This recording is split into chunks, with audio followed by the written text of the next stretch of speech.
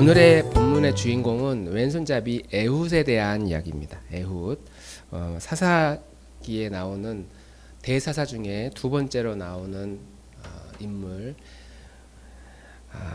에훗의 특징은 왼손잡이입니다. 한 번쯤 들어보셨을까요? 우리 임 집사님 들어보셨을까요? 에훗에 대해서. 네, 김미영 집사님 처음 들어봤어요. 뭐 들어는 봤겠지만 뭐 기억이 안 날 수도 있으니까 들어본 적. 에훗이라는 자가 있습니다. 저는 설교 준비할 때 에훗에 대한 기본적인 스토리를 다 알 것이다, 아니면 들어본 적이 있을 것이다 라고만 생각하고 준비하기 때문에 그 본문 자체 구구절절한 이야기를 잘 하지 않은 편입니다. 그래서 오늘도 많이 뺐는데, 일단 처음 듣는 분이라고 하니 일단 그렇게 저희가 이해하고 말씀을 진행하도록 하겠습니다. 에훗에 대한 이야기를 하고 있는데, 똑같이 하나님이 이스라엘 백성들이 하나님께 부르짖으니까 또 그들을 구원하기로 작정하십니다. 그래서 한 사람 구원자를 세웠는데, 그 사람이 오늘 읽은 이제 에훗이라는 분이죠. 같이 한번 읽어보겠습니다. 나오나요? 네, 15절 같이 읽겠습니다. 시작. 이스라엘 자손이 여호와께 부르짖음에 여호와께서 그들을 위하여 한 구원자를 세우셨으니 그는 곧 베냐민 사람 게라의 아들 왼손잡이 에훗이라. 에훗이라는 이름 앞에 수식어가 어마어마하게 많이 붙거든요. 그는 베냐민 사람이고 게라의 아들이고 왼손잡이 에훗이다. 사실 여기서 중요하지 않는 그 단어는, 그 왼손잡이라는 단어는 일반적인 표현은 아닙니다. 왜냐하면 그가 어디 사람이고 어느 가문의 누구인지가 중요하지, 그게 오른손잡이인지 왼손잡이인지 이렇게 표현하는 것은 상당히 드문 표현이다. 그 말은 이 에훗을 설명할 때는 그가 어느 집안이고 어떤 사람인지 보다 그가 왜 왼손잡이고 하나님이 왜 그를 사용하셔서 이스라엘 사사로 쓰셨는가, 이것이 매우 중요하다는 포인트가 되겠습니다. 히브리 성경에 보면 왼손잡이 에훗 그랬는데, 히브리 성경에 보면은 왼손잡이라는 표현이 나오지 않아요. 대신에 오른손에 장애가 있는 에훗 이렇게 표현하고 있습니다. 우리나라 번역하면서 좀 더 의역해서 하다 보니까 그러면 왼손을 쓰는 사람인가 해서 왼손잡이라고 했는데, 마치 오늘날 글씨를 쓸 때 왼손으로 글을 쓰잖아요. 제가 엊그제 글씨를 쓰는 분을 봤는데, 그 경찰이었어요. 경찰이 글씨를 쓰는데 왼손으로 글씨를 쓰더라고요. 심지어 왼손 펜을 주먹을 쥐고 펜을 쓰시더라고요. 주먹을 쥐고 그냥 쓰는데 엄청 잘 써요. 와, 그래서 제가 한마디를 물어보려다가 글씨를 되게 잘 쓰시네라고 말하려다가 그냥 가만히 있었는데, 와, 그런 분 처음 봤어요. 주먹으로 글씨를 막 써요. 이것도 아니고 신기했습니다. 이런 차원의 의미가 아니라 오른쪽에 장애가 있는, 오른손을 쓸 수가 없는 이런 표현으로 히브리 성경에 나와 있습니다. 하나님이 오른쪽 손에 장애가 있는 사람, 오른팔을 쓸 수 없는 사람, 학자들은 이게 오른쪽 팔이 없어서 외팔일 것이다 이렇게 표현하는 학자들도 있습니다. 그러니까 이런 사람을 하나님이 사용하셔서 지도자로 쓰신다 라고 한다면, 우리가 믿음이 좋은 우리 입장에서 볼 때 역시 하나님이구나. 하나님은 사람의 됨됨이나 그 사람의 그 내면을 보고 일을 하지 어떤 외적인 모습을 보고 쓰시는 분은 아니구나. 하나님이 그런 분이시다라는 사실을 우리가 어느 정도 짐작할 수 있습니다. 근데 왜 우리가 그렇게 그냥 그럴 수도 그런가 보다라고 넘어가냐면, 첫 번째는 우리는 믿음이 너무 좋기 때문입니다. 믿음이 너무 좋기 때문에 오른쪽에 장애가 있어가지고, 아니면 오른팔이 없어서 왼손만 쓸 수 있는 사람을 이스라엘의 그 대표 지도자로 쓰셨다라고 하는 것은, 그래 하나님은 충분히 그럴 수 있지, 너무 이걸 믿음으로 이해하려고 하다 보니, 하나님은 누군가를 이렇게 콕 집어가지고 내가 이 사람 쓰겠다라고 하면 하나님이 사용하신다고 하면 얼마든지 그럴 수 있을 거라는 그런 경향성을 우리는 가지고 있다는 거죠. 지금은 안 그럴 수 있는데 한때 그러한 이 기독교 신앙의 풍요가 있었습니다. 풍요가. 그래서 주변 사람들이 다 아니라고 하는데도 꼭 그런 사람들이 있었어요. 하나님이 저를 신학교를 가기를 원하시는 것 같다. 아니면 선교사로 가기를 원하시는 것 같다. 아니면 내가 하나님께 기도했더니 이 남자랑 결혼하라고 하나님이 말씀하셨다. 내가 이 대학 가는 것을 하나님이 기뻐하시는 것 같다. 뭐 이런 식으로 어떤 하나님의 뜻을 확신하면서 하나님께 응답받았다고 하는 사람들이 우리 주변에 많이 있다. 왜냐하면 하나님이 그렇게 하셨다라고 하는 그런 어떤 인식이 확 우리 안에 박히면 누구의 말도 들리지 않거든요. 지금 기독교 상담 쪽에서는 보면 이제 그런 식으로는 잘 이야기하지 않아요. 이거 어느 정도 그 의식이 있는 지도자라고 하면 야 이건 하나님이 원치 않아, 하나님의 뜻이야 이렇게 말하지 않고, 그리고 너가 기도해보고 결정하면, 그리고 하나님이 주는 확신이 있으면 너 그렇게 해도 돼 이렇게 말하지 않고 주변 사람들에게 많이 물어봐. 너가 이 대학을 갈지 아니면 그 사람하고 결혼할지 중요한 결정을 내릴 때 아무나 물어보면 안 되겠죠. 그러나 합리적이고 의식이 있는, 존경할 만한 그런 분들을 찾아다녀서 그분들에게 의견을 물어보고 조언을 듣고, 그래서 그렇게 결정을 해도 괜찮아. 어떤 뭐 선교지를 가려고 할 때도 뭐 TV나 어떤 다큐를 통해서 마음에 큰 감동이 있어서 내가 이 국가 아프리카 이 나라로 가야 되겠다.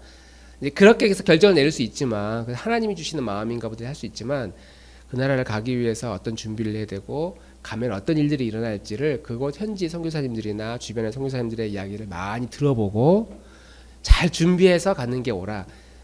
지금의 지도자들은 이제 이런 식으로 설명을 하는 편인데, 조금만 과거에 해도 하나님께 응답받았다, 두려워하지 말아라, 확신을 가지고 그 일을 해라 라고 하는 지도자들이 참 많이 있었습니다. 저도 그런 기도를 되게 많이 받았습니다. 머리에 손 얹고 목사님들이 기도해 주면서 걱정하지 말라고, 너의 앞길 하나님이 책임져 주신다고, 그 사람하고 잘 될 거라고 막 이런 식으로도 기도를 막 기도를 해줬단 말이에요, 저한테. 그런 걸 보면 그런가 보다 했어요. 정말 내가 신학교를 가도 되는구나, 내가 이 일을 해도 되는구나, 내가 이 사람과 이 프로젝트를 기획해도 되겠구나, 뭐 이런 일들이, 이런 확신들이 있었는데, 그만큼 하나님께 응답받는 응답받았다고 하는 사실은 우리 마음의 어떤 결정을 내릴 때 중요한 역할을 합니다. 자, 하나님이 이 에웃을 사용하기로 지금 마음을 먹으셨습니다. 에웃도 아마 기도하는 중이거나 아니면 어떤 일들을 통해서 지금 내가 이스라엘의 지도자가 될 수 있다라고 하는 암시를 받았을지도 모릅니다. 그런데 이건 에웃의 입장에서 하나님의 관점에서 보는 것이고, 이스라엘 백성들의 관점에서 보면 펄펄 뛰는 이야기인 거죠. 현실적으로 왕이 없어서 안 그래도 불안해 죽겠는데, 그러면 전쟁이 나거나 아니면 어떤 계속 외부의 침략이 막 압박이 강하게 오니까 이걸 극복하려면 누군가 좀 지도자가 나서가지고 하면 참여할 텐데, 왕의 버금가는 그런 지도자가 필요한데, 이 멀쩡한 대장부들, 키 크고 좋은 집안에 믿음 좋은 가문에 뭐 싸움도 잘하고 웬만큼 나보다는 더 나은 사람이 지도자가 되어야 그나마 마음이 안심이 될 텐데, 백성들이 생각하는 어떤 왕의 이미지와 이 에웃의 이미지는 완전 어울리지 않는 사람이었다는 거죠. 지도자가 되겠다고 한 사람이 오른쪽 팔이 없어. 왜 팔이야? 당연히 전쟁에서 무기도 쓰기도 어려울 거고 칼도 잘 못 쓰고 활도 못 쓰는 사람, 그런 사람이 우리의 지도자가 된다? 그런 사람이 나를 따르라 라고 했을 때 그 사람을 따른다? 백성들의 엄청난 반발이 있었을 것이다. 그러니까 믿음이 있는 우리 입장에서는 하나님이 저 사람을 나에게 붙여주셨어, 나의 지도자로 세워주셨어 라고 해도 같이 있다 보면, 흠이 보이다 보면 그 지도자에 대한 신뢰가 떨어지잖아요.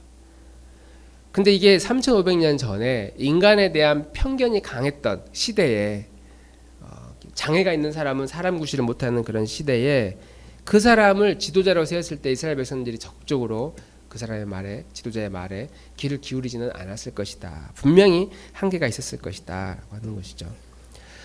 에웃은 베냐민 지파라고 합니다. 베냐민 지파. 베냐민은 벤 그리고 야민 두 단어가 합쳐진 말인데, 벤이라는 말은 아들이라는 뜻이고, 야민이라는 말은 오른쪽 혹은 오른편이라는 의미를 가지고 있습니다. 그러니까 오른손의 아들, 오른쪽의 아들입니다. 하나님이 가장 영광스러운 하나님의 우편, 하나님의 오른팔, 하나님의 능력을 상징하거든요. 그러니까 베냐민 지파는 하나님의 능력을 상징하는 그런 의미로서의 지파였기 때문에, 그러면 어렸을 때부터 그 네이밍을 살리기 위해서 이 베냐민 지파는 오른손을 잘 쓰는 그런 강력한 무사들이 많이 있었다고 합니다. 근데 그 에웃은 오른손을 쓸 수가 없는 왼손잡이, 단순한 왼손잡이가 아니라 오른팔인 불구인 사람 구실하지 못하는 그런 사람이었을 것이다. 그리고 그런 사람이 고대 사회를 살아가기 위해서, 자기를 돋보이기 위해서 뭘 하면 할수록 그 장애라는 그 한계에 부딪힐 수밖에 없고, 지금도 그렇지만, 지금도 장애가 있으면 한계가 많이 있지만 고대 사회는 더더욱 그랬을 것이다. 그래서 이 에웃은 우리가 짐작하기로 거의 존재감이 없는 사람이었을 것이다. 그가 어떤 사람인지 또 누구인지 굳이 알고 싶지도 않을 법한 사람. 그러니까 예를 들면 수원역에 가면 노숙자들이 꽤 있거든요. 그런 노숙자의 이름이 뭐고, 그가 원래 어떤 일을 하는 사람이고, 과거에 어떤 스토리가, 어떤 사연이 있는 사람인지 우리 아무 관심이 없어요. 심지어 그 사람을 대상으로 다큐멘터리를 만들어 가지고 TV에 띄운다고 해도 별로 관심이 없어요. 왜? 그 사람은 지금 노숙자니까. 그러니까 지금 뭔가 두드러진 그런 힘 있는 그런 자리로 딱 갔을 때, 야, 저 사람이 과거에 노숙자였다 그러면 와, 그런가 보다라고 하지만, 지금 그가 노숙자이기 때문에 그의 과거가 얼마나 화려했는지에 대해서는 별로 우리에게 그렇게 비중이 있게 다가오지 않는다라고 말할 수 있습니다. 그런 사람이 에웃과 같은 사람이었다. 그리고 이런 에웃과 같은 사람은 실제로 우리 주변에 굉장히 많이 있습니다. 우리 주변에 있는 게 아니라 사실 우리가 에웃 같은 사람 있죠. 거의 존재감이 없는 사람. 우리의 모습은 어떠십니까? 내가 없으면 내 조직이 막 잘 안 돌아가고, 빈자리가 너무 크고, 그 사람이 없으면은 이 프로젝트가 진행이 안 돼. 이 회사가 돌아가질 않아.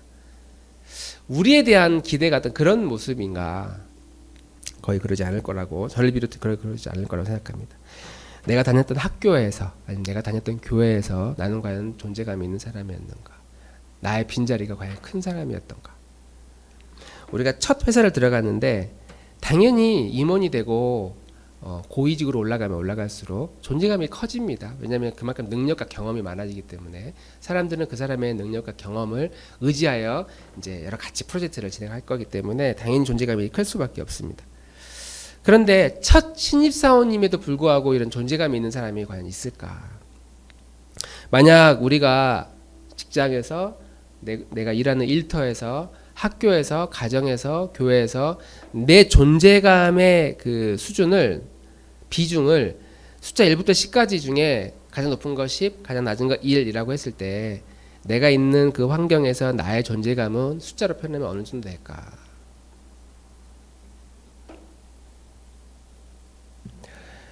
그래서 저는 이 4.4 시대의 에웃을 보면서, 이 에웃이라는 사람이 굉장히 매력적인 사람이구나. 누가 봐도 이 사람은 사회에 완전 비주류잖아요. 누구도 그를 인정해주지 않고 어딜 가도 완전 존재감이 없는 사람.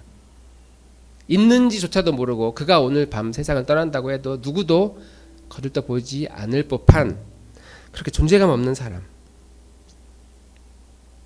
그런 사람을 하나님이 쓰실 수밖에 없는 그런 이유들과 사연들을 우리는 함께 나누고자 하는 것입니다.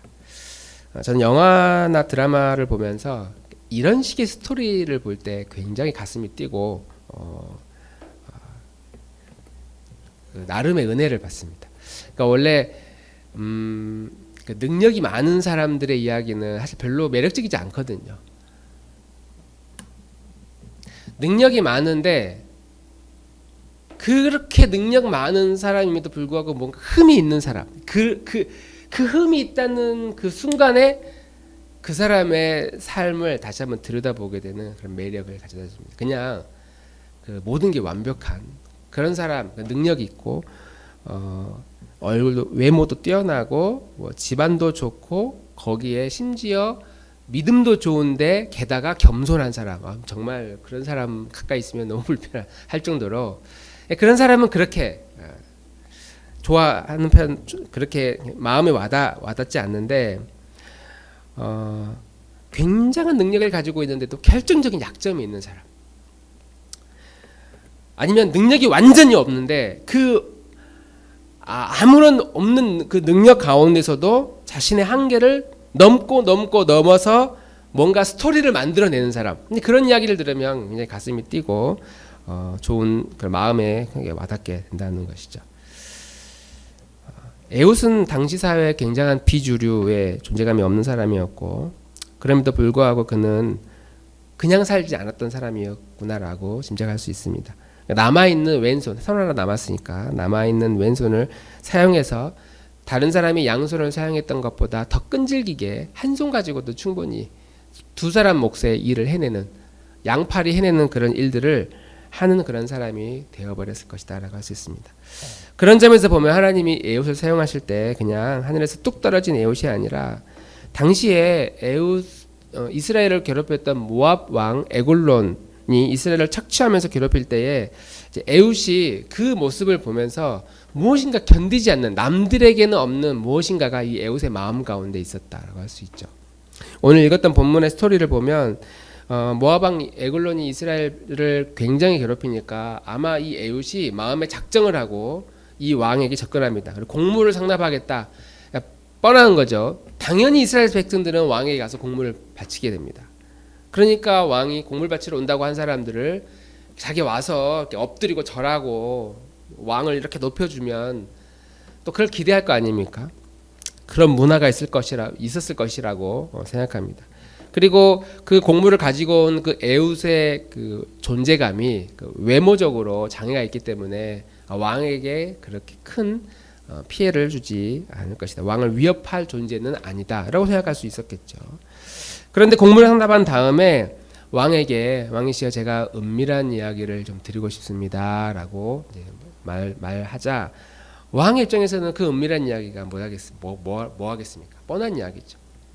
다른 신하들이 없는 곳에서 나만에게 은밀하게 무엇인가 더 줄 게 있다. 일종의 뇌물이겠죠. 뇌물. 아마 아주 비싼 가방을 나에게 주지 않을까, 이런 기대감을 가지고 조용히 누구한테 말하지 말고 따로 접견실에서 만나게 됩니다. 그리고 그렇게 만났을 때에 왼손잡이였기 때문에 왼손을 쓰잖아요. 왼손을 썼기 때문에 그의 칼이 어느 쪽에 있었냐면 오른쪽에 허벅지에 칼을 숨겼다, 이렇게 표현하고 있습니다. 이렇게 찌르는 게 아니라 이렇게 베면서 그냥 베고 찌르고, 정말 정광석화처럼 가까이 가자마자 칼을 빼서 자기를 막을 틈도 없이 왕을 이렇게 찔러버립니다. 그리고 뭐 성경에 읽었던 내용대로 얼마나 깊게 찔렀는지 등까지 나왔고, 그걸 그냥 그대로 둔 채, 빼지 못하고 그대로 둔 채 에웃은 문을 잠그고 유유히 탈출하게 됩니다. 그리고 왕의 신하들은 그가 나오지 않고 잠들었나 보다, 아니면 화장실에서 볼일을 보시나 보다라고 기다렸겠죠. 그 기다리는 시간 동안 에웃은 유유히 탈출을 하게 됩니다. 그리고 이 사건을 통해서 에웃은 이스라엘 가운데 일약 스타가 되죠. 27절 28절 말씀 같이 한번 읽어보겠습니다. 완전 존재감이 없었던 이 에웃이 일약 스타로 떠오르게 되는데, 27절 28절 시작. 그가 이르러 에브라임 산지에서 나팔을 불매 이스라엘 자손이 산지에서 그를 따라 내려오니 에웃이 앞서가며 그들에게 이르되 나를 따르라. 여호와께서 너희의 원수들인 모압을 너희의 손에 넘겨주셨느니라. 아멘. 이 사건이 있고 난 다음에 에웃이 모압 왕을 주겠다는 소문이 쫙 퍼집니다. 마치 아직 나오진 않았지만 이스라엘의 2대 왕 다윗이 골리앗을 죽이자마자 다윗이 일약 스타가 된 것처럼, 우리를 괴롭히는 그들의 왕이 에웃의 칼에 의해 죽임을 당했다는 말을 듣고 일약 스타가 돼서, 그 전에는 완전 존재감이 없는 에웃이었는데 산지에서 나팔을 딱 불고 나를 따르라 하니까 수만 명의 이스라엘 백성들이 에훗의 말을 듣기 시작하고 에훗의 소리에 귀를 기울이기 시작했다는 것이죠. 우리의 인생에도 이런 날이 오면 얼마나 좋겠습니까? 우리가 나팔만 불어도 사람들이 내가 나팔을 불어도 사람들이 내가 하는 말에 귀를 기울여 주는 사람.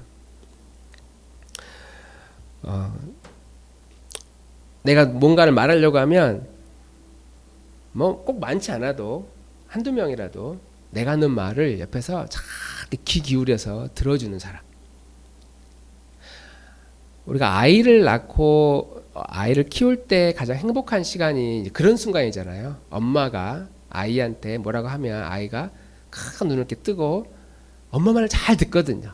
크면 클수록 점점 이게 아니구나 이런 거 느끼지만 어릴 때 엄마가 동화만 읽어주어도 아니면 뭐 오늘 하루 있었던 이야기를 해도 옛날에 무슨 일이 있었는지 아빠에 대한 이야기, 엄마에 대한 이야기 이런 이야기를 막 해도 그러니까 그게 그렇게 재밌는 이야기도 아닌데도 큰 눈을 뜨고 귀를 기울인다는 말이에요.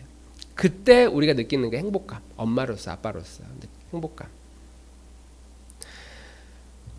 그러니까 우리가 어른이 된 다음에 내 말에 그렇게 귀를 기울여주고 내가 무슨 소리 하는가 하고 경청하는 사람, 내가 무슨 의견을 냈을 때 이 의견이 계속 존중되어지고 잘 받아주는 그런 사람. 우리가 그런 삶을 산다면 살만할 겁니다. 재미있을 것이고 하루하루가 즐거울 것입니다.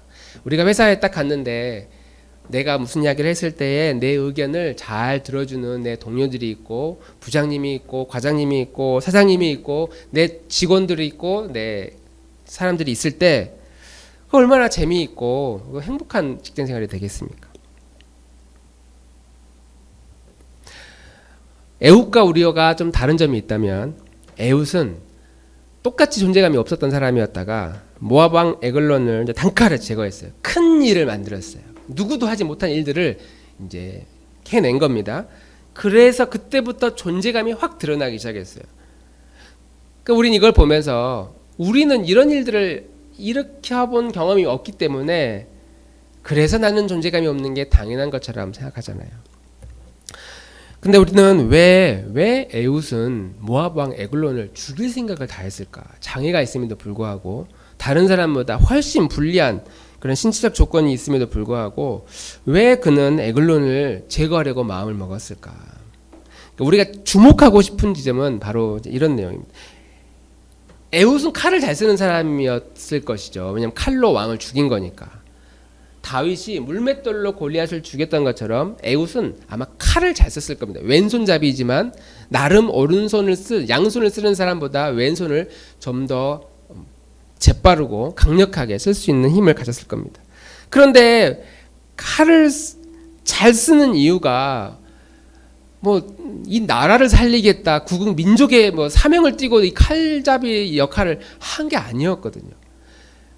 에훗의 입장에서는 생존의 문제였었겠죠. 칼을 잘 쓰는 이유가 난 다른 사람보다 2배나 더 열심히 해야 돼. 왜? 난 다른 사람보다 이 부분에 있어서 이런 능력이 없기 때문에. 다른 사람이 양손을 쓸 때 아니면은 좀 더 발달한 오른손을 쓸 때 나는 그 손을 쓸 수 없기 때문에 나는 왼손만 쓸 수 있어.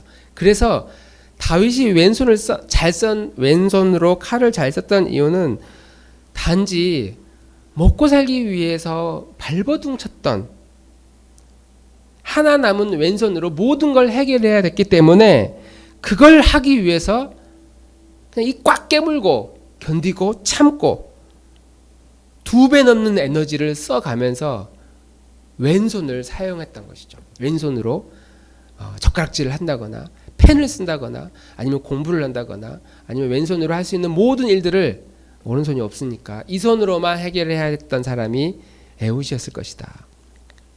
처음부터 내가 전쟁을 일으킨다거나 아니면 원수를 갖겠다거나 이런 의미로 에훗이 칼을 썼던 것이 아니었다는 사실을 우리는 주목할 필요가 있습니다.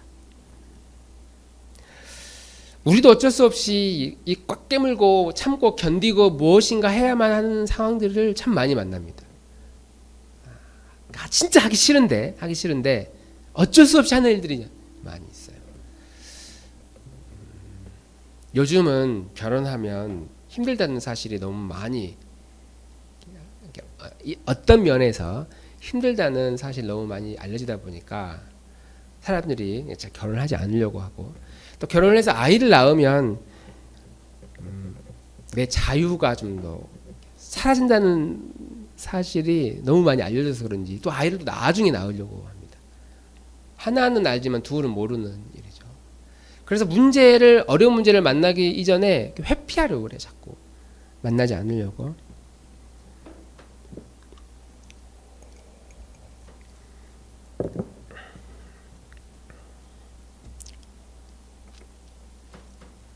그럼에도 불구하고 살다 보면 어쩔 수 없이 꼭 참고 입 꽉 깨물고 그 일을 할 수밖에 없는, 그래서 이 생업을 지켜내야만 하는 일들을 우리는 우리의 과거 가운데 많이 가지고 있어요. 물론 가끔 쉴 때도 있었겠지만 그런 어떤 압박 없이 여유를 부리며 살았던 시절도 뭐 있을 수 있겠지만, 어느 순간에 우리를 압박하는 우리 환경들이 되게 많이 있어요.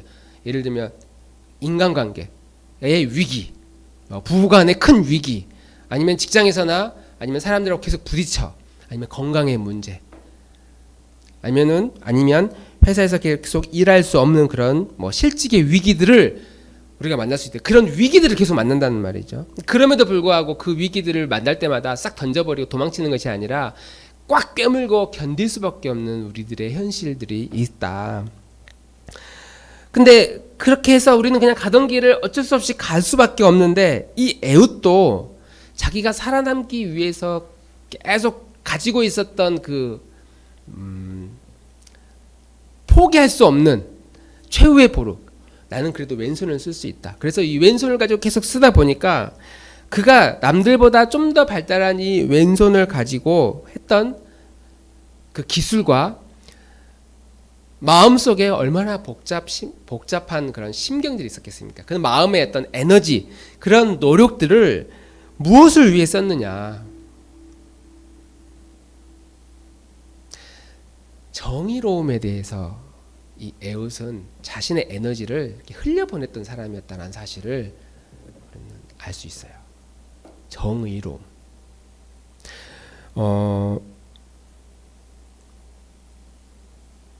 불의한 모압 왕이 우리 백성들을 괴롭히고 계속 곡물을 상납받게 하고, 그리고 열심히 농사를 지어도 상당수의 곡물들 먹을 거를 다 뺏어가는 그런 모압 왕 에글론의 모습을 보면서 견디지 못하는 그 불의에 대해서 참을 수 없는 마음의 분노를 가지고 있었다. 사실 사회의 편견을 받으며 자라봤던 에웃의 입장에서는 나라를 사랑하고 민족을 사랑할 만한 그런 일들이 별로 없었을 겁니다. 그러니까 그냥 우리 노숙하시는 분들 가가지고 나라를 사랑하십니까? 그러면은 그냥 허허하고 웃겠죠. 그분들에게 무슨 나라 사랑이나 뭐 그런 민족의 그런 게 어디 있겠습니까? 그런 거 없는 것처럼 상식적으로 에웃도 충분히 그런 마음이 가득할 만한 환경이었는데, 자신이 무엇인가 꾹 참고 견디면서 살아왔던 그 삶에 차곡차곡 쌓아지는 그 에너지를 어떻게 썼느냐? 정의로움에 자꾸 이 에너지를 흘려보내 주었다. 그래서 불의한 모습을 보면서 저건 아닌데, 저렇게 하면은 되지 않는다, 저렇게 하면 안 된다 라는 사실을 늘 마음속에 새기고 살아왔던 사람이다. 그래서 이 모압 왕 에글론이 이렇게 날비를 피니까 이 에웃은 견디지 못하고 자기가 잘하는 것으로 정의를 바로 세우려고 한 그런 사람이었다라고 하는 겁니다. 물론 지금도 가끔 이런 사람들이 있어요. 진짜 자기가 정의로운 일을 하겠다라고 하면서 테러를 일으키는 사람들이 있잖아요. 잘못된 판단이죠. 이 한 목숨 난 죽어도 괜찮으니까 내가 진짜 이 나라를 바로 잡아야 되겠다 하면서 칼로 막 아무는 사람이나 아니면 유럽 정치인을 막 향해 휘두르는 이런 사람들을 보면 굉장히 잘못된 신념을 가지고 있는 사람이 있거든요. 근데 그런 사람이 뭐 대단한 능력을 가지고 있는 사람이냐? 아니, 그것도 또 아니고 진짜 보잘것없는 사람인데도 그런 잘못된 정의로움에 빠진 사람도 있습니다. 에훗이 이스라엘 백성들에게 굉장히 존재감 높은 사람으로 주목받았던 그 시기는 그가 가지고 있는 능력으로 그의 정의로움을 세웠을 때, 모압 왕 에글론을 한 칼에 제압했다는 소문이 나니까 사람들이 에훗을 확 주목했던 것처럼 우리도 뭔가 내 삶의 어떤 에너지나 능력이 확 가지고 있으면 사람들이 그러면 내 말을 좀 들어주겠구나. 내가 남편으로서 로또 한 20억짜리 딱 당첨되면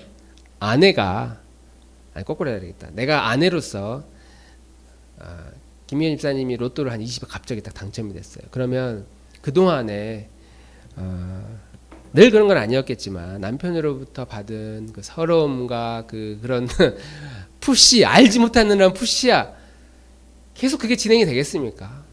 우리 아내 하면서 아내가 원하는 건 뭐든지 역시 사람은 아내 말을 잘 들어야 돼. 막 이런 식으로 태세 전환을 금방 할 거 아닙니까? 왜?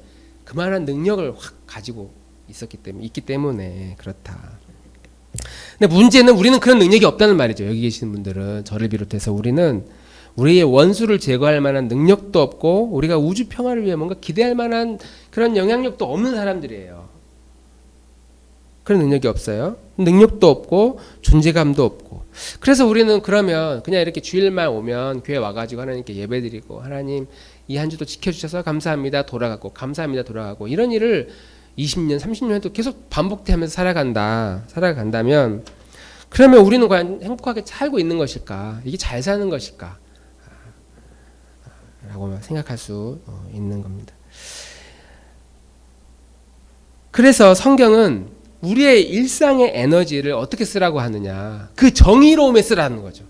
우리의 가지고 있는 아주 조그마한 미약한 에너지가 있다면 그 에너지를 어디로 결국 흘려보내야 되느냐, 이 땅 가운데 부정의로운 일들을 바라보면서 그냥 모른 척하지 말고 성경에서 말하는 하나님의 정의로움이 무엇인지를 계속 배워서 그 하나님의 정의로움이 이곳에서도 이 땅에서도 실현되고 있는가, 그 단체에서도 그 집안에서도 그 사람들에게도 과연 이 정의로움이 이루어지고 있는지에 대해서 우리의 에너지를 사용하라라고 하는 겁니다.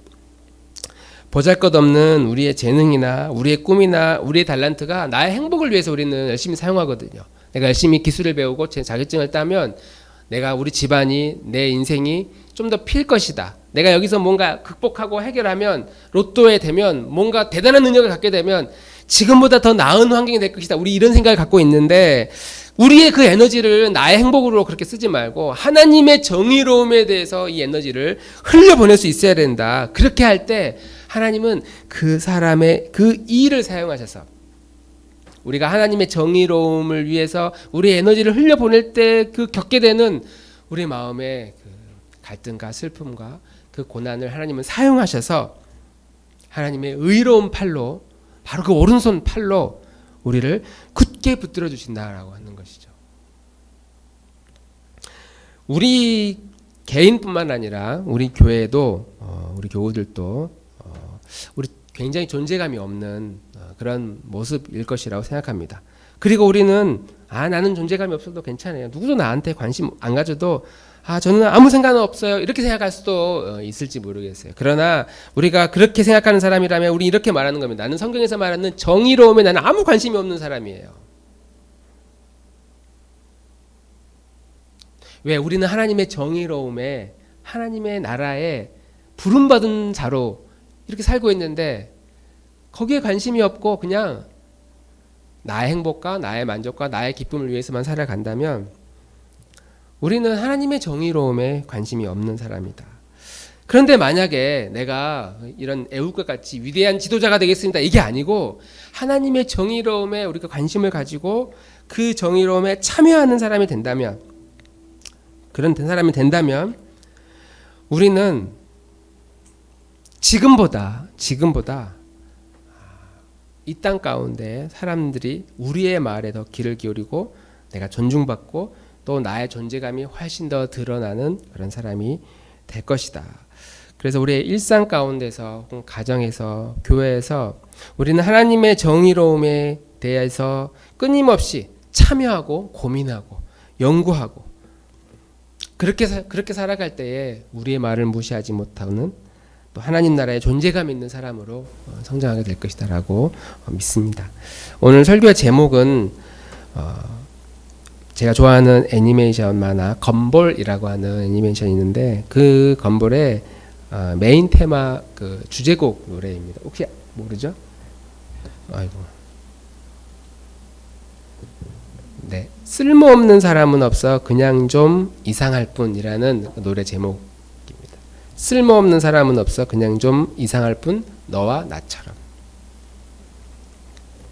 진짜 그 만화가 재밌기도 하지만 여기 나오는 다양한 캐릭터들이 있는데 항상 이 노래가 나요.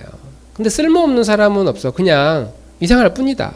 너는 너대로 나는 나대로 우린 좀 다를 뿐 우리 중에 우리는 다 각자의 역할이 있고 각자의 의미가 있다. 다만 우리가 꿈꾸고 기대해야 하는 우리의 삶이라고 하는 것은 내 삶의 존재의 목적, 내가 꿈꾸어야 될 그런 일들은 그것이 우리의 행복을 향하고 있을 때 우리의 인생은 어떤 노력과 어떤 열심을 가지고 살아도 인정받지 못하고 존재감 없는 사람이 될 텐데 우리가 꾸어야 할 꿈과 우리의 소망이 나의 것이 아니라 하나님의 정의로움을 향해 나아갈 때에 하나님의 정의에 목말라 가는 사람이 되어갈 때에 우리는 이 땅 가운데서도 우리가 그렇게 능력 있는 사람이 아니라 하나님이 우리를 에웃을 사용하시듯 우리를 사용하셔서 하나님의 나라에 그런 부름받은 자로 우리를 사용하실 것이다. 우리가 그런 꿈을 꾸는 자가 되기를 간절히 소망합니다. 단순히 나의 행복과 나의 만족이 아니라 하나님의 정의로움이 무엇인지에 대해서 계속 배우고 고민하고 나는 어떻게 그것을 이룰 수 있을 것인가? 왜 그 일이 이루어져야 하는 것인가? 대해서 고민하며 나아갈 때 우리가 진짜 능력 없는 사람도 하나님은 사용하신다고 약속하셨으니 우리가 그렇게 부름받은 자로서 하나님 나라에 쓰임받는 그런 복된 인생 되기를 주님의 이름으로 축원합니다. 우리 찬양